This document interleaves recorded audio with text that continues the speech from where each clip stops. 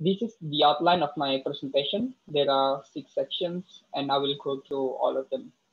And let's start from the introduction. Well, we all know that flood is one of the most frequent disasters. It happens in megacities like Jakarta. It is worrying that flood risk is increasing due to rapid urbanization and climate change. And developing countries like Indonesia face greater challenges in relative economic impact. In Jakarta alone, in 2019, the flood affected more than 500,000 of people and resulted in approximately 1.2 billion of economic damage in terms of US dollar. It is also important to note that typically poor and marginalized people disproportionately suffer from flood events. And it has been a huge challenge to find flood risk reduction measure to mitigate the flood risk. And if we would like to develop the flood mitigation project, it must involve both structural and non-structural measures, and it will entail a massive investment. One of the calculations from the Ministry of Public Works, they estimate that it costs around 70 trillion rupiah to make a project to eradicate the flood in Jakarta.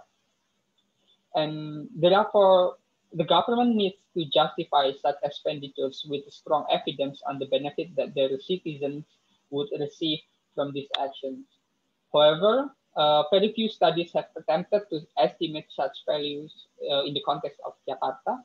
Among the few, there are 3 recent studies conducted by Budy, Jayanti, and Alvarez and Resosudarmo.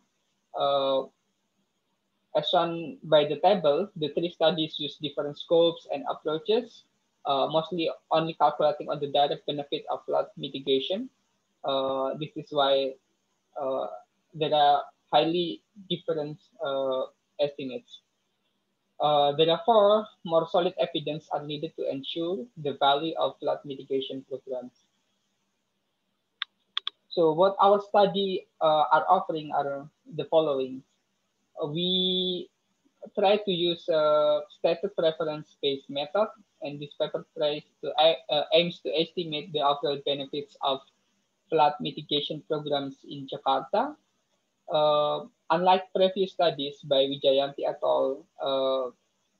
And Alvarez and Resosudarmo, which are based on floods in a specific year, our study does not anchor to a specific year, but we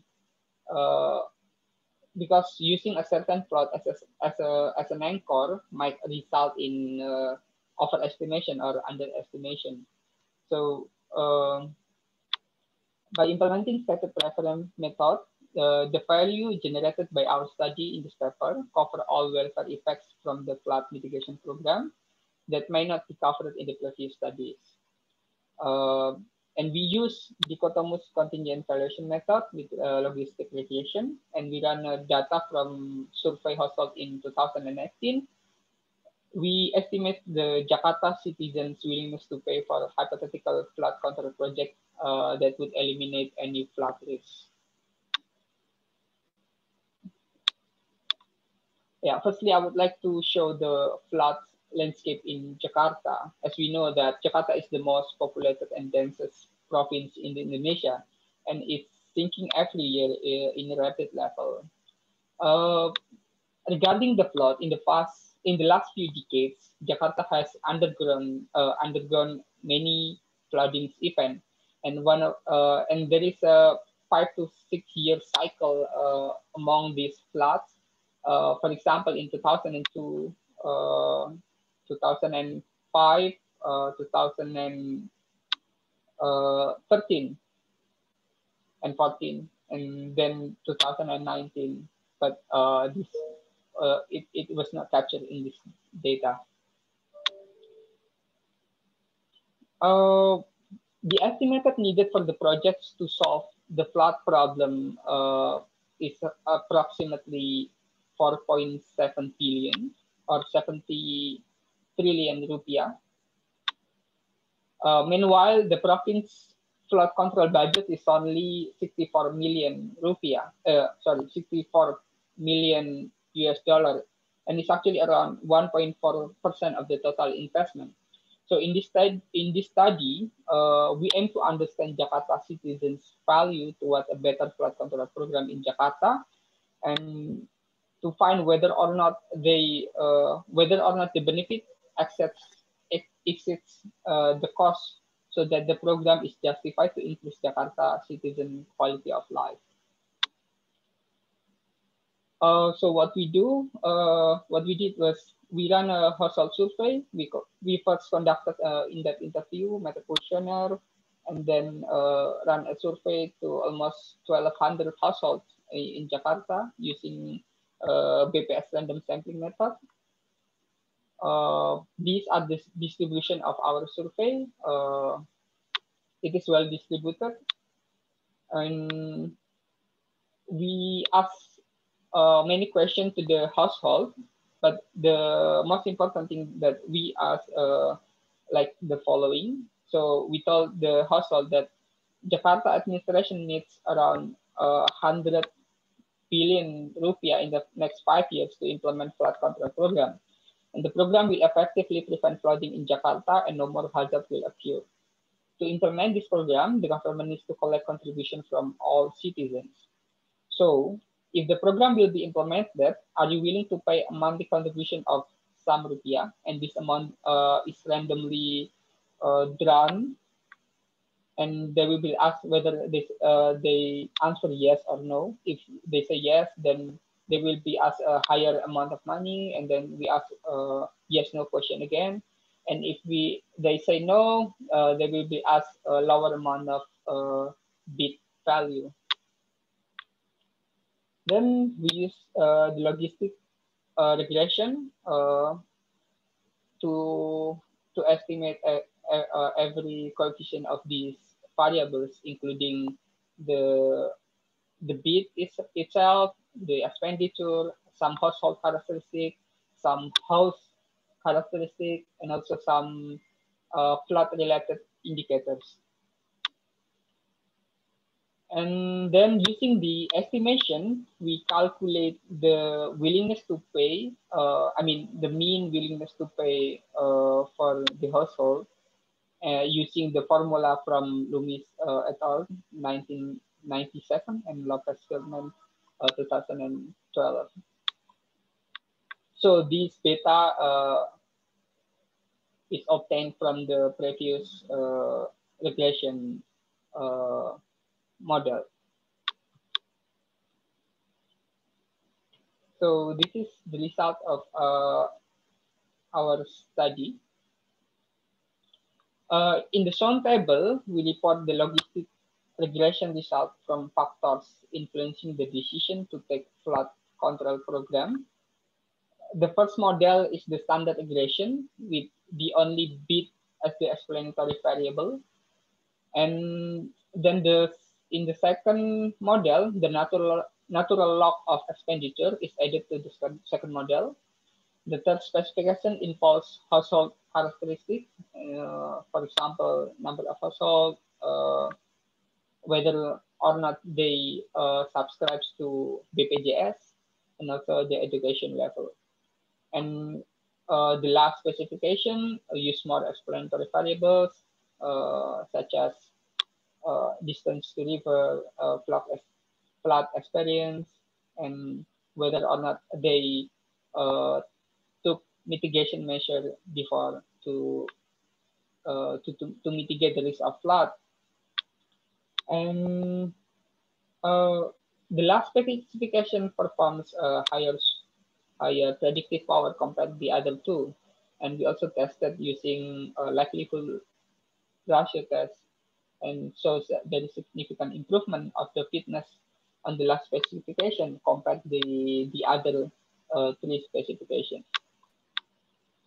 So if we see here in the first specification, the bid coefficient is significant at 1% level with negative sign. This indicates that the program is a normal good, that people are less willing to purchase if the price increase. So this is normal, and this correlation is stable in all models. Everything are negative and significant. Although some variables are added in the other specification, this indicates that shows robust finding on the bit coefficient. While the bit affects negatively, it is found that household expenditure has a positive correlation to flood control program. As the expenditure represents income, it should come as no surprise that wealthier households are more willing to pay the flood control program. Then we use all of those estimations to calculate the mean willingness to pay for flood control program. This table presents the estimated mean WTP for each group of households. So we make several groups based on the expenditure class and the aggregate, and we also calculate the aggregate population of Jakarta. Here we use data from Bappenas, and we found that the yearly WTP per household is approximately 42 US dollar, or it's equal to 600,000 rupiah every year. So taking into account an average level of household WTP for a lifetime of 50 years, for instance. So we calculate if they pay for 50 years with this amount of money to reduce the risk of flood, then we approximately to get investment of 60 trillion rupiah. And this calculation is with assumption on 5% discount rate and the growth, annual household growth between 1 and 2%. So if I mentioned previously that the government approximately need 70 trillion rupiah to make a whole project to mitigate the flood, then this number from the WTP is just the right amount. And few discussion, we elicited some data on the expenditure by the household when they are impacted by the flood, and we found that they incur some expenditures. On average, households that were affected by flood spent around 440,000 rupiah, or it's around 31 US dollar of additional expenditure attributed to the cause of flood. And there are many types here. For example, medicine, meals, especially because when they are impacted by flood, they cannot cook in their house, so they have to buy meal outside their house, which is more expensive than they spend normally in their house.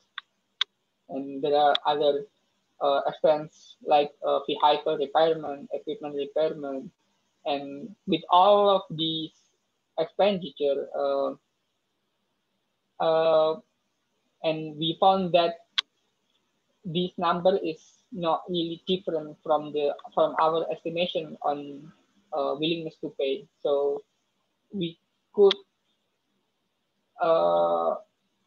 say that our estimated WTP in this paper is relatively reliable.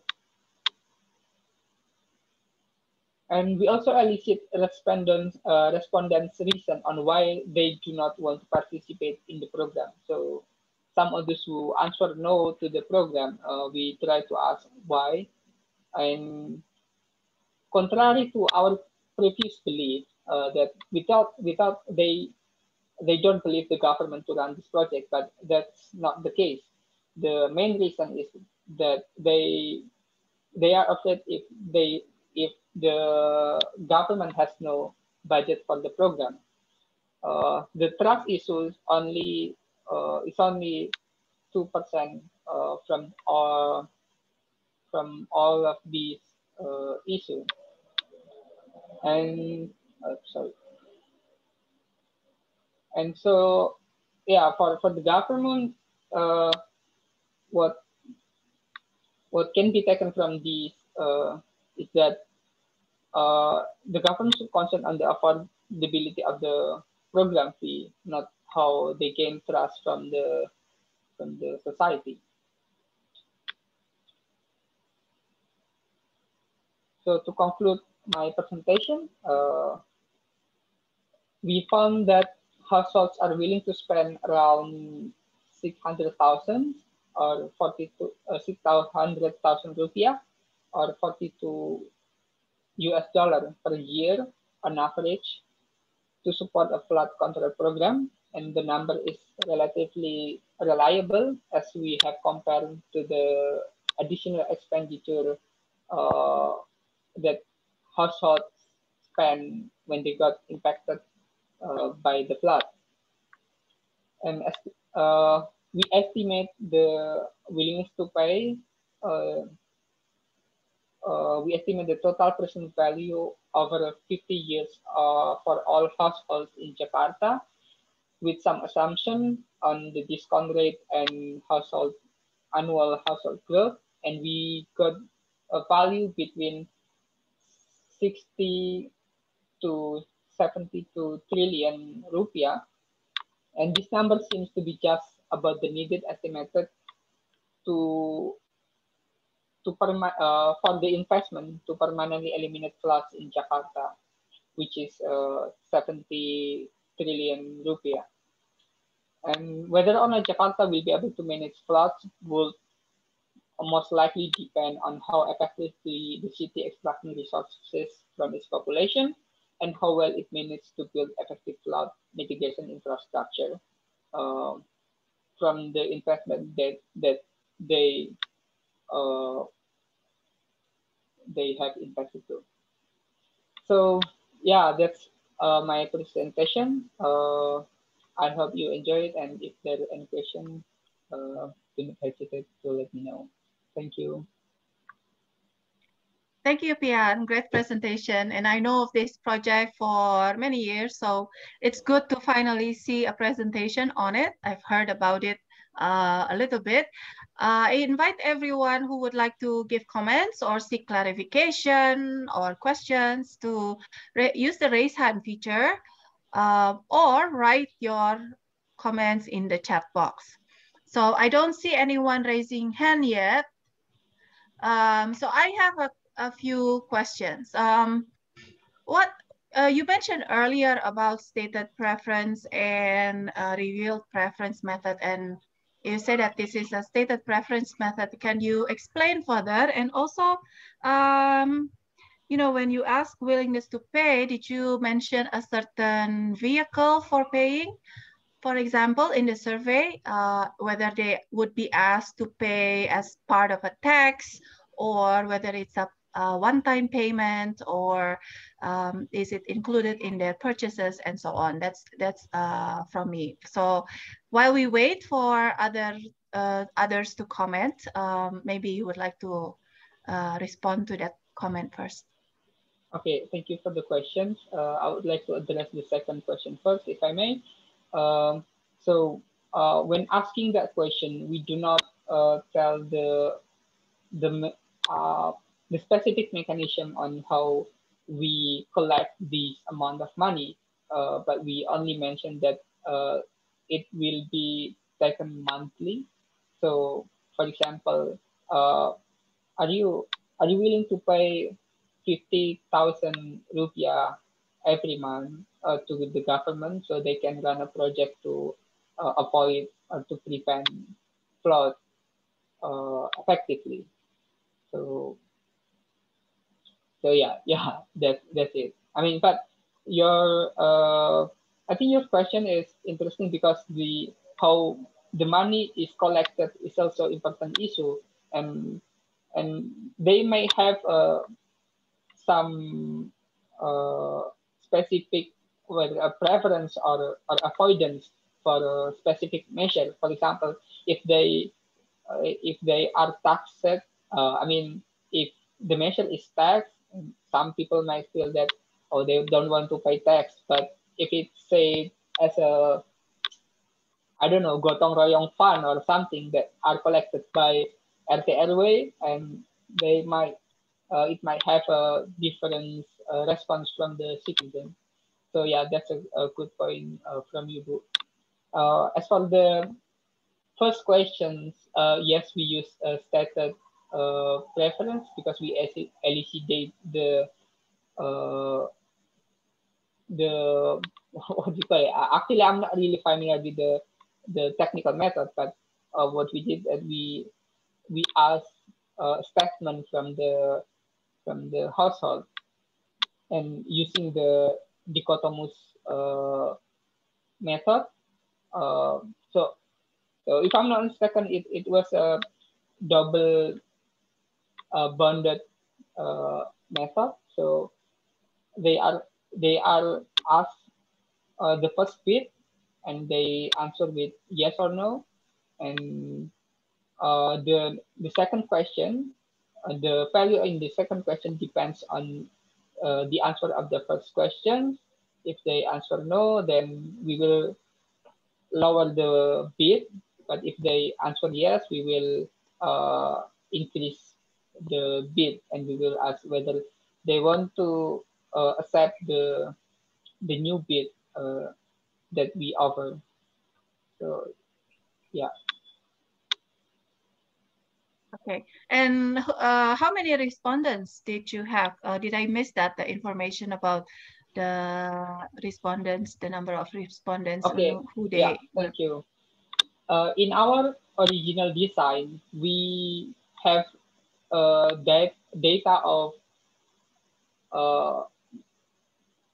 1,199, but in the field when we surveyed them, we only gather around 800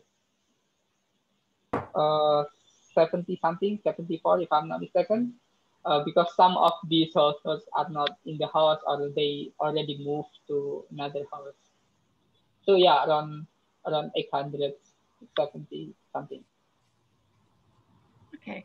So again, I invite those who would like to ask questions on this topic, whether in terms of methodology or findings, to ask questions either using the raise hand feature or writing it in the chat box. I note that when you compare the average willingness to pay from the respondents with the actual expenditure that the household have to spend whenever there is a flood, is that out of pocket cost? I guess you didn't count maybe the time used or the loss of time because of the flood, which will mean the cost is actually, the economic cost is actually larger than the out of pocket cost. Yeah, you're right. It's only out of pocket cost. That's only the expenditure that they spend using money. We didn't elucidate any cost, non-monetary cost. I mean, and yeah, if we measure that one, and it might cost higher because other than the time that you have mentioned, there might be also some cause of, for example, health damage or even life of the relatives. And yeah. All right. So because we are nearing the end of the time allocation for this first paper, I will close for this paper. But if you still have some questions or comments, or if you'd like to do a similar study and you'd like to consult with the authors, feel free to write it in the chat box or connect later through the BUFA app. So thank you. And let's move on to the next paper. The next paper is by a team from LPM, FEBUI, Universitas Indonesia, Natural Disaster Spillover, Neighborhood Mitigation Budget Response. So I think Teguh Rifli is going to, who is going to be presenting for this paper? Me, Olivia. Faisal. Okay. Faisal. All right. So as usual, 20 minutes maximum. Go ahead, please. Thank you. Okay.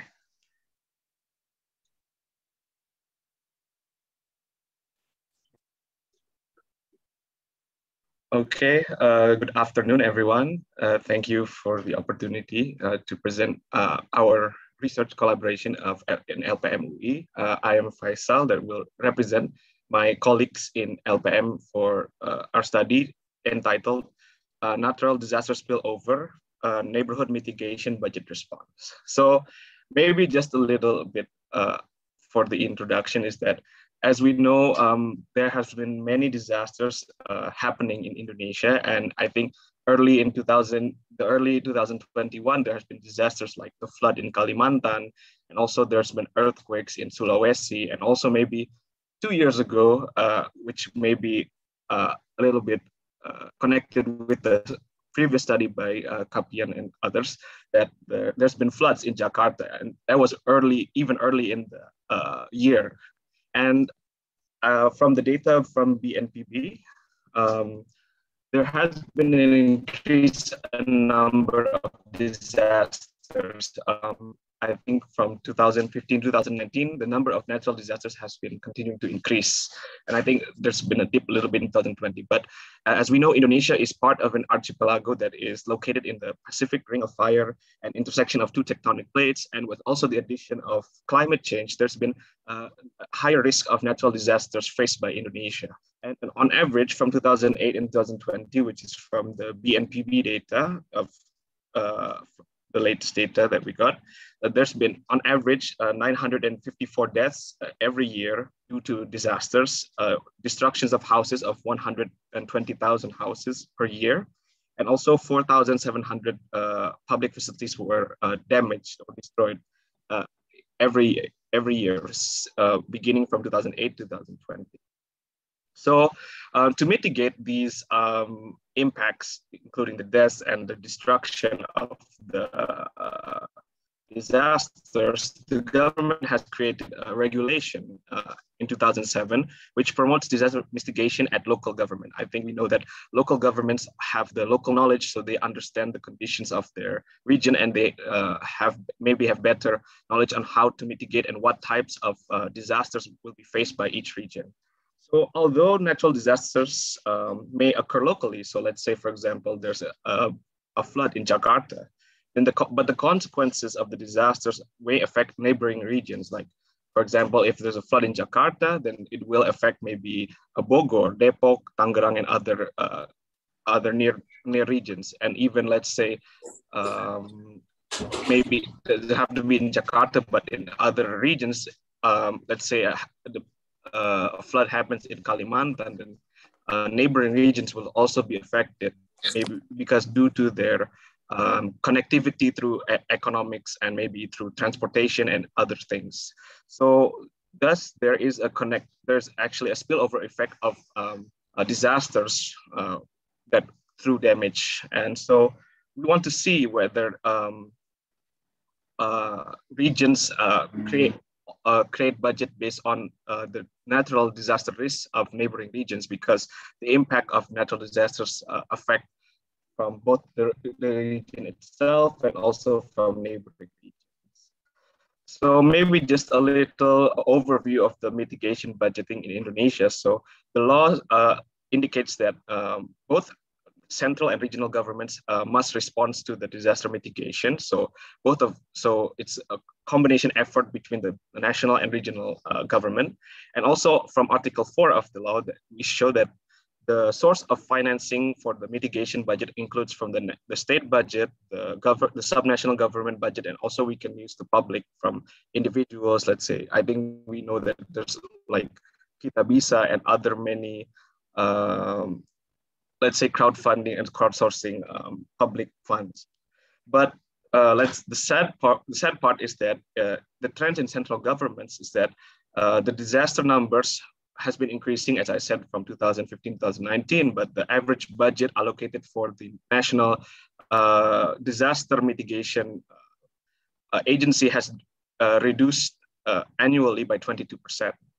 And when we see the trends in regional governments from Dartanto et al. And also Fahlevi, is that with Fahlevi making a case in Aceh that the number of funds allocated for disaster management is correlated with the risk, the disaster risk. So that's some good news that the governments, the regional governments already can identify that they have higher disaster risk, then they will allocate more money for the disaster mitigation. But De La Fuente in 2011 found that while disasters are more unpredictable, regional governments are less likely to create budgets for disaster prevention. So they're more budget for the mitigation instead. So more of ex post budget instead of the ex ante. So that's a little bit overview of the studies, and also this is the reality. So when we using the DJPK data, we see that the allocation of the expenditure for unexpected expenditure of the subnational government budget is on average less than 0.5% of the total budget. So it's very low, the unexpected expenditure, which is part of the mitigation. So mitigation is part of the unexpected expenditure, and so we could not find a more small specifically for the mitigation budget. And the reason why regional governments have low budget allocated for the unexpected expenditures, because of course there's limited budget for regional governments.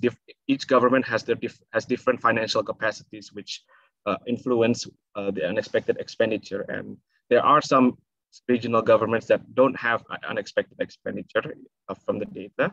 And also there's been limited, there's also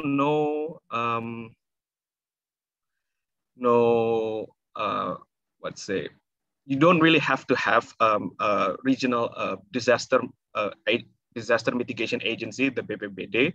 So that also reduce if the region does not have it, then there's less budget for the mitigation. And also there is also the lack of innovation for financing means for mitigation risks. But a few good news is that there are plans to increase the disaster mitigation budget. For example, the BNPB has planned to increase the budget based on their plannings, and also the GOI is also making innovations for the financing schemes, and also the Parliament has also introduced maybe a minimum allocation for disaster mitigation up to 2%, which is a significant increase. I'd say maybe it's 10 times the current subnational government budget, basically.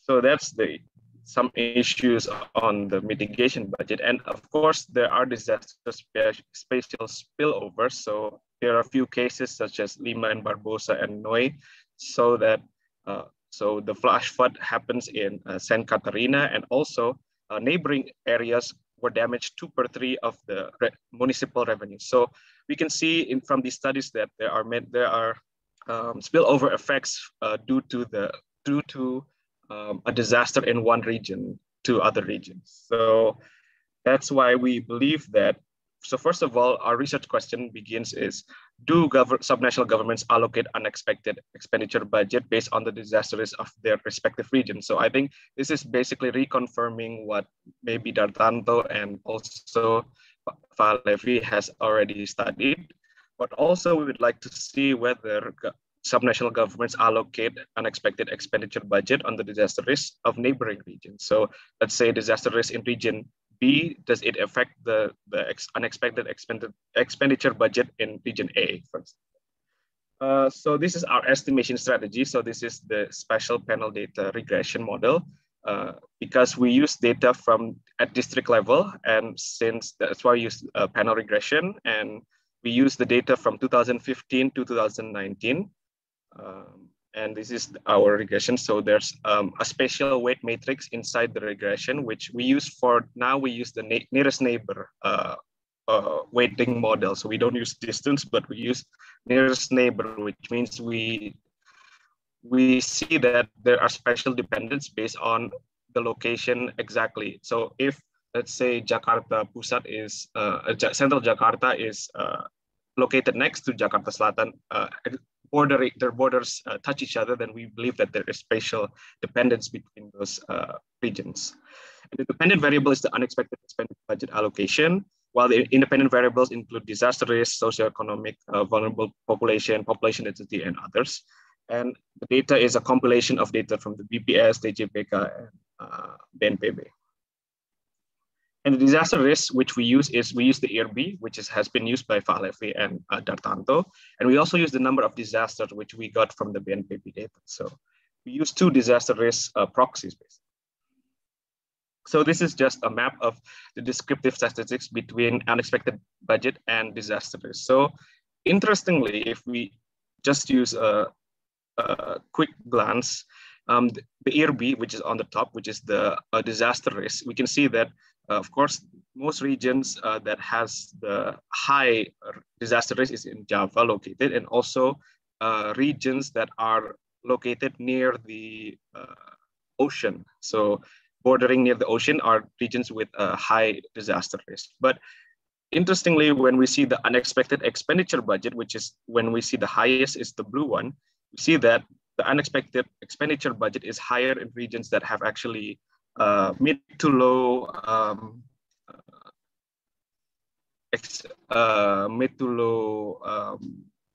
disaster risk, which is quite interesting here. But this is only 2019 data, so it may, when we use the panel data, it may have some different results. And this is just a descriptive statistics with the correlation between the unexpected expenditure budget and disaster risk. So when we use ERB, which is on the left, the line is quite a little bit flat, but it is positive. And when we use the number of disasters, we can see a more positive trend here with the correlation. So this is the spatial regression results. So the main results, which is regarding the unexpected expenditure budget with the disaster risk. So when we use the disaster index, which is the ERB, we see that when we do not control for variables, it is positive significance. So that is in line with Djalante et al. And Falevi's. But when we control with other several variables, it's positive, but there is no significant difference. It is not significant, which could be some indication that there's changes between the trends. But when we use the number of disasters, we see that when the number of disasters increases, then there is a positive correlation with the unexpected expenditure budget, which is good news. That means that in total, this is the spatial regression results, which shows the total effects, the direct and indirect effects. In general, when the disaster risk increases, then the unexpected expenditure budget will also increase. So that is a reconfirmation from the Djalante and Falevi results. But when we break down the results between the direct effect and the indirect effect. So the direct effect is the effect of the disaster risk from that region to the unexpected budget, and the indirect effect is the effect from other regions' disaster risk. So I do have to say that some notes from this is that we could not do the panel direct indirect effect, but we had to break down by year. But basically from our findings is that when we see, maybe we can see more in the disaster risk, the significant effects are positive in the direct effects, mostly in the number of disasters, which means that the reason why disaster unexpected budget increases is because of the disaster risks from the corresponding region. And we can see that the indirect effects, which is the effects from the other regions, are basically non-significant and actually have negative signs, which shows that there's not much effect of the indirect disaster risks from other regions that will affect the unexpected budget. So basically from the conclusion of our studies is that first of all, local governments on average have allocated less than 0.5% of the expenditure budget for unexpected expenditure in the last 5 years. And we also have good news, which is that local governments have allocated more resources to unexpected expenses as a response to increases in disaster risk. However, when we break down the direct and indirect impact, we show that the model shows that the positive significant impact of the disaster risk to unexpected expenditure budget is mostly driven by the direct impact of the disaster risk. So the spillover effect, there's not really much of a spillover effect for the unexpected expenditure, basically. And so our recommendation, of course, is that first, local governments should reallocate their budgets and just by the disaster risk which they have faced, so we can minimize the damage from events that will occur in the future. And also, local governments should also try to adjust their budget by accommodating the disaster risk of neighboring regions, which will help the spillover. So for sure, the disasters have spillover effects to the neighboring regions. So we hope that local governments will also adjust their budget based on the disaster risk of neighboring regions to further budget. Thank you very much for your attention. I hope it's quite clear. Thank you very much. Thank you, Faisal, for the presentation. Very interesting research, and it's an area that I learned a lot from your research, because it's not an area that I am familiar with in terms of budgeting, local government budgeting. So I invite people who would like to ask to either raise your hand or write your question in the chat box. So I see Pak Budy Resosudarmo raising hand. Silakan, Pak Budy. Thank you very much, Faisal. An interesting topic, and there was a student actually in my department working on this, exactly on this topic, and he's now working in BKF, Pak Adrianto.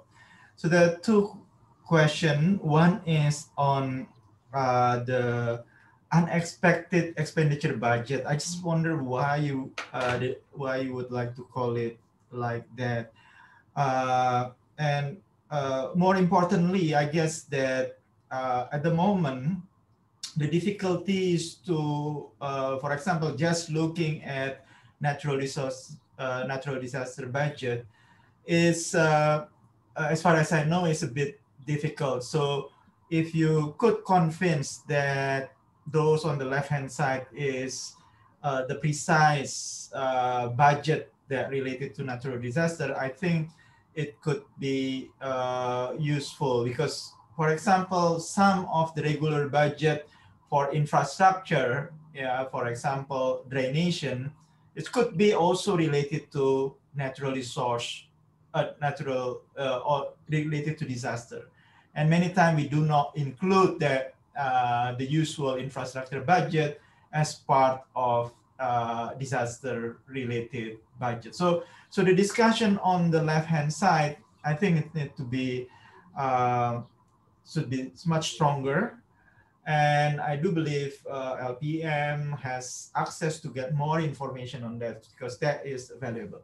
The second issue is on the spatial. Now, the problem with developing this model is that natural disaster occur in a certain area, but it's not always in one district. Where it also could be for 1 year in District B and next year in District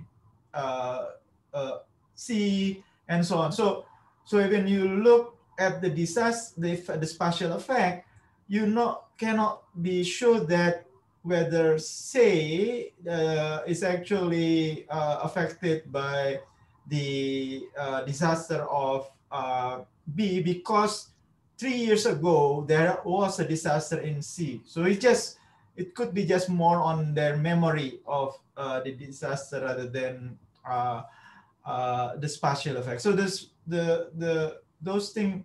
So what you might want to check the robustness is that you look at an area in which disaster only occur in one places and never be in the neighborhood, and check whether there is a spatial effect on those neighbors. So that probably will could convince either that yes, there could be a spatial effect of this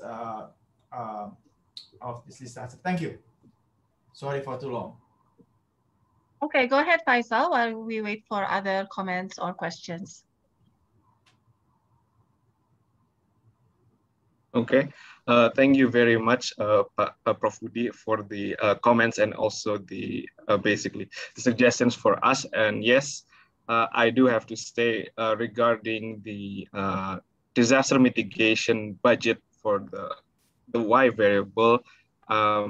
At the time, we could not access yet, but we are currently collecting the data for the specifically for the mitigation disaster mitigation expense. But since we were we needed to do it a little bit quickly, we just used the available data from the DGPK, and the DGPK only has the disaster budget for the, so what we choose for the proxy, for the closest proxy for the disaster mitigation budget is the unexpected expenditure budget. So when we have the specific disaster mitigation data, I'm sure we will try to accommodate that as the dependent variable for the future version of this study.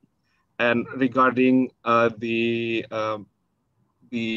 spatial effects, yes, that is quite true that I think BNPB only chooses one specific location, but the impact, it's the disaster itself could actually happen among regions. So I think for now we will try to, in the next studies, we will try to accommodate that and see if we can isolate the disaster effects to maybe for few cases that have only one region affected by the disasters. Thank you. All right, I don't see any other questions, so let me take this time to ask one question. I'm not really familiar with the budgeting process. So are there constraints if local governments would like to actually increase their budget? Is it administratively or bureaucratic constraints for them to include such line items? Or it's actually not really a constraint? For example, they would like to allocate items, but it's not allowed in the government regulation, for example, or they have to do such a bureaucratic way of arranging to allocate this budget that's why they don't allocate the budget.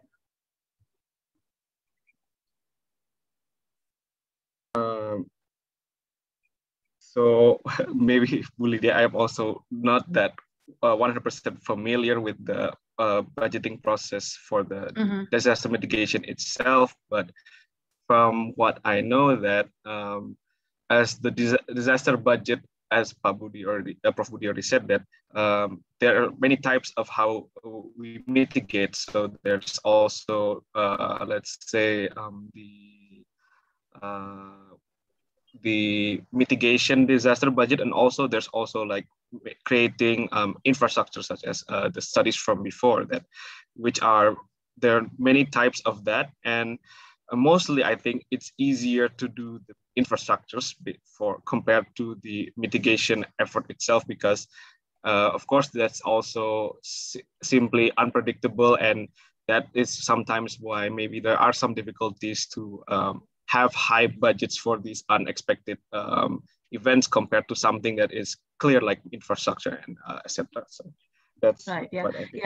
Yeah. I ask also because from what you show that the areas which are not actually having the larger number of disasters actually allocate larger budget. So perhaps that is also an indication that they are also putting it somewhere else. That's why they don't have the higher number of disasters. Anyway, just a comment, observation. So because there are no other comments or question, let's see, we still have a few minutes for this paper. If you would like to raise a question or comment, or maybe ask about methodology or sources of data, LPM has experience in sourcing budget data. Not everyone can source, but this is your opportunity to also consult on that if you would like. So if there are no other questions, let me close this session with thanks to the paper presenter and the team. Good luck with the rest of the study, and we look forward to publications. Hopefully it will be published in a journal or other book chapter publication. The third paper is also on the topic of institution. This is the impact of leadership styles by generations on employee performance. Now, this is very interesting because as we know, there are a lot of discussion about the generation style of leadership. This is by Respati Marco Purba from Universitas Indonesia. Pak Respati, as usual, 20 minutes maximum. Silakan, Pak. Thank you, Ibu. Let me present my screen.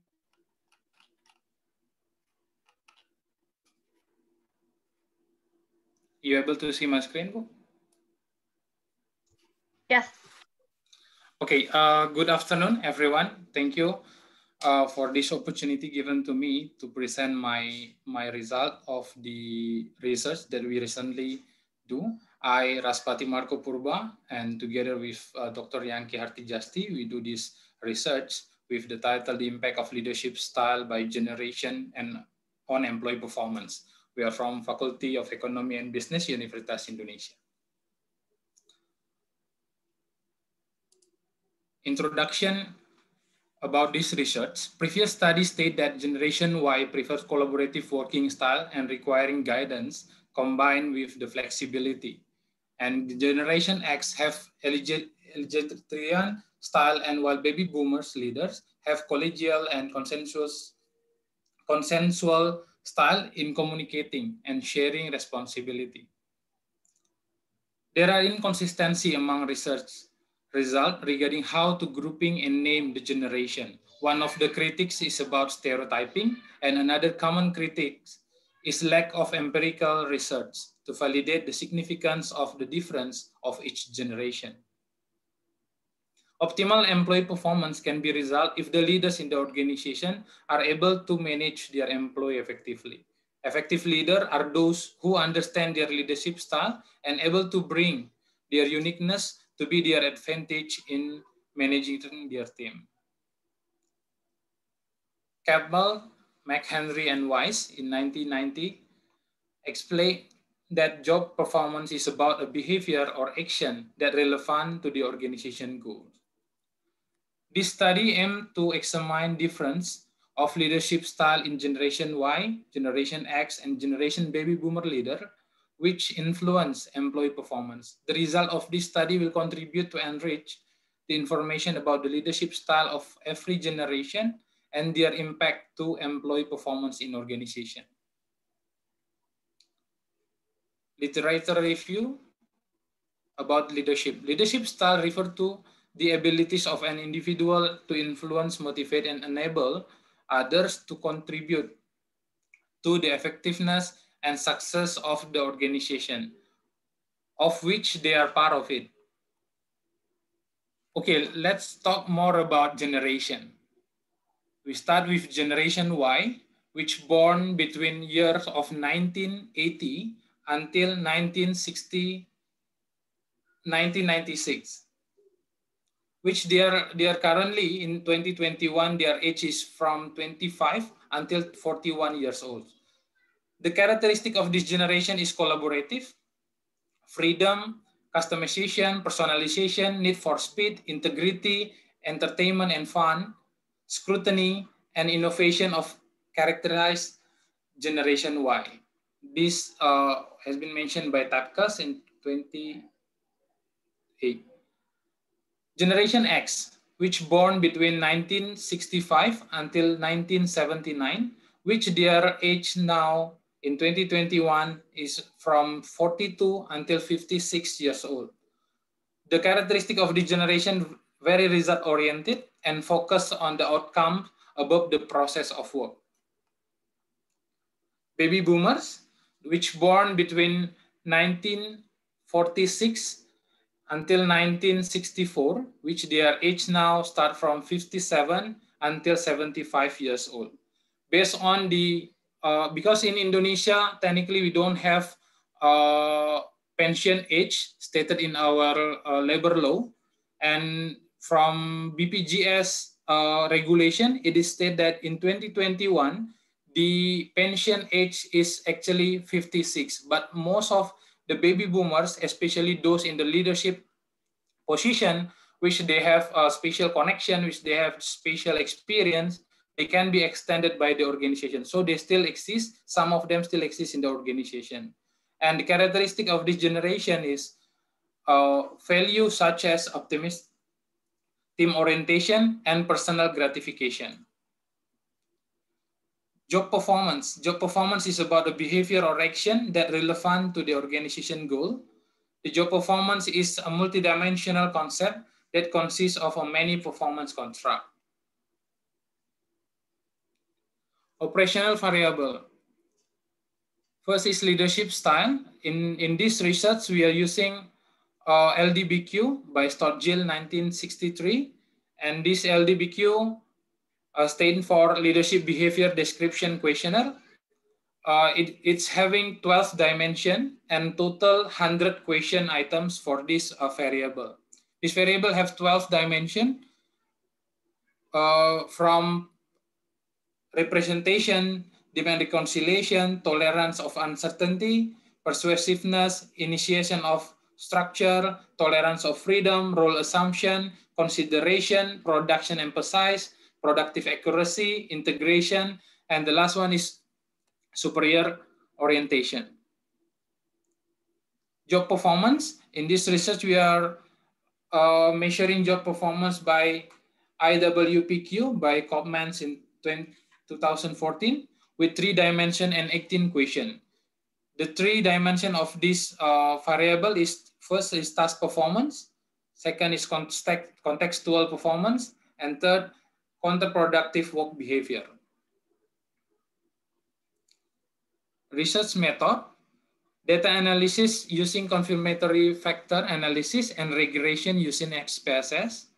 Data collection is from Google Form. So we share this Google Form link to the respondents, and it is self-administered information. So the respondents go to that platform directly and provide the information asked by the research. Samples, total samples, we have 321 response from the employees who actively working in private organization and or BUMN. Minimum education is senior high school. So the respondents ask about their information. So they first submit about their information, and also we ask them about their leader information. So those about leader age, about leader behavior, and also about experience of the leaders and so on. We get all this information from the respondent itself. Work location, 3 major work location of our respondents is in Jabodetabek, and then Sumatra, including Medan and Batam. Both generation, most of the population we got from the information from the respondent, 46% is generation Y from the boss of the generation. The position of the boss of the respondent, it is a majority in manager level and also some in the director level and as well as supervisor level. So these three level of position that a manager have. The research model. So research model, we are using these two variable. So leadership, we have leadership in generation Y, and also to measure the performance, we are using job performance as a Y. And leadership generation, we have 12 dimension around it. The first hypothesis is actually Gen Y leadership style significantly impact job performance. Second is about Generation X leader. So the second hypothesis is Generation X leadership style significantly impact the job performance. The third model is about leadership baby boomers. So the third hypothesis is generation leaders in baby boomers leadership style significantly impact job performance. So we go to the result of this research. So in the result chart, we will only show the significant path are reported in this figure. So Generation X Y leader will measure by green color, X will be yellow color, and baby boomers will be brown color. So, okay. So from this research, we can see only leadership in Generation Y have significant impact to job performance. And the one of the dimension when we are doing a multi-regression analysis, we found one variable or one dimension of this variable in Generation Y found also significant to job performance. This study found that Generation Y leadership style significantly impact to job performance, where Generation X and Baby Boomer are not found significant to job performance, which align with the previous study that predict Generation Y will bring the huge impact to the organization and make a big change in the work environment. So the first hypothesis was supported by these findings, and second hypothesis are not supported, and the third hypothesis are also not supported because Generation X and Baby Boomers are found not significant to job performance. Further about the discussion, from the multi-regression analysis in 12 dimension of the LDBQ, we found sub-dimension significantly impact to job performance. First is tolerance uncertainty. It is significant impact to job performance in Generation Y leaders. This dimension was to speak to what extent the manager is able to tolerate uncertainty and postponement without anxiety or getting upset.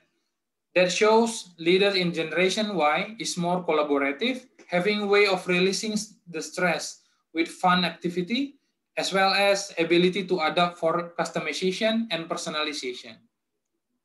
Another dimension where also found significant is role assumption. Is it significantly impact the job performance in Generation X leader? This dimension measure to what degree the manager actively exercise the leadership role rather than surrendering leadership to others. The third dimension is production emphasis. Is significantly impact the job performance in Generation X. This dimension measure to what degree the manager applies pressure for productive output. The next dimension is tolerance of freedom, are significantly impact to job performance. These dimensions are found significant in Generation X as well as in Baby Boomers leaders. This dimension reflect to what extent the manager allow followers scope for initiative, decision, and action. They show leadership in these two generations are giving more room to their subordinate to express themselves, bring the initiative and decision to further action, which is in line with the previous study where Generation X and baby boomer leader are preferred and autonomous working style. Conclusion, implication, having leader from different generation might be the challenge for some of the organization, but in the other hand, can be the advantage. An organization should have ability to understand their leadership resource, analyze and utilize its strength to get the best from employee performance. These research are shown some of the strength of the leaders from the different generation that can use as the reference for recruitment and placement, as well as training and development in organization. For the future study, this study focus on the employees in private sector, mostly in Medan, Batam, and Jabodetabek, Indonesia. Therefore, further research could extend the focus to also cover the employees in public sector and with the largest scope of territory to investigate more and able to get the overall Indonesia perspective about the leadership style by generation. Other additional aspect to be added in the future research are to link each generation style by generation to the employee generation. So not only looking at the generation of the leaders, but also link it that to which generation style are working well in employee generation. Okay, that's all for my presentation. Thank you. Thank you, Pak Raspati. And we have a lot of time for comments and questions. So I invite everyone who would like to give comments or pose questions to either use the raise hand feature or write it in the chat box. Right now, I don't see anyone yet. So I would like to comment. This area is not really very familiar to me in terms of organization management, but I'm wondering about this classification of generation. So even the terminology is very Western, right? Baby boomer and so on. Could you comment on the applicability for Indonesia, for example? Is it really the categorization that will be applicable to Indonesia? And the second is that it's quite interesting to see the management style measurements. Yes, management style. I would like to say variables, but is that the correct terminology? The items measured there, is that also taken from Western managerial style? And also, is there some discussion of how Western managerial style is different from Indonesian managerial style? So that's it from me. While we wait for other questions, maybe you can respond. Okay, thank you for the question, Ibu. For your first question, is this generation are also applied well in Indonesia context? I also read and following some of this research which has been done earlier, where some of the research characterized putting the category of the age about this generation actually is a lot, but generally it is almost the same, just different some of it in terms of the year of born. But in general, generation categorization is almost the same. So Gen Y, Gen X, and baby boomers are coming into that three different groups. And since we are talking about the leaders, actually nowadays Generation Z are also start entering the organization. Some of them already graduate from the university, from the senior high school. Then they're part of the organization employee currently. And your second question is about the dimension of the leadership. Yes, because you had mentioned several variables under each of the style and management. Yeah. Yep. For this, to measure the leadership behavior, we are using LDBQ, and this LDBQ having 12 dimension, which is a factor actually, factor of this variable. So start from the representation. I think I can also show it once again. Yeah. So it's universal, and Indonesia, it is widely observed as well. Yep, you are right. And I know one professor from UGM that recently doing this research actively. So in this year itself, there are several study being made to understand about this leadership behavior description questionnaire. And the plan is to simplify this LDBQ concept and to attach more into the organization in Indonesia context. So this 12 dimension, actually, the parameter of us looking at the leadership style itself. So start from the representation, demand reconciliation, tolerance of uncertainty, how the leaders respond to persuasiveness, initiation of structure, tolerance of freedom, and so on. I hope that answered your question, you. Yeah. Thank you. Because sometimes, you know, a lot of topics sometimes raise the uniqueness of Indonesia or Indonesia banget and so forth. So I was wondering if these operational factors, as you mentioned, are also something observed widely in Indonesia. Therefore, we are using this as indicator. I see that there are other participants that has entered the room. If you would like to raise a question, pose a question, or raise a question about methodology or findings, or maybe application for your organization, feel free to use the raise hand feature or write it in the chat box. I have another question about the respondents. As you mentioned, it's mostly private sector. Does it matter with which industry they are working, or it doesn't?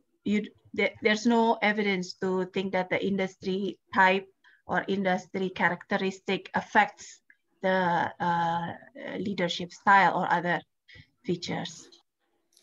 Yeah, this is a very good question, Ibu Lydia. You know, what interest I found during doing this research.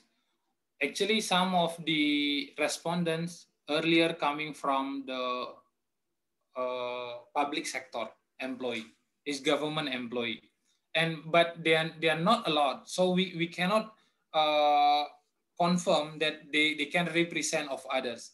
But when we combine their input as well, we found different result. You know, there are none of this leadership style that impact to employee performance. When we split that, so I'm trying to taking them out from this research and found that different result is coming out. So we can see leadership in generation Y are significantly impact to job performance when others is not. So, you know, I'm trying to also reading some other paper and also information found that in public sector, especially a government employee, young employees cannot be the leader. So they cannot supervise people older than them. But very specific people, very unique person can be in that level, but generally it will not happen commonly. So to answer your question, I'm not able to confirm it 100%, but from this research, we found, because some of the that from the police department, also from the general government employee, when they are entering this, we combine their result, we don't found any significant about the leadership style that impact the job performance. When we split them, and we can found it a different result. So that's interesting question, Ibu. Hope that's answer your question.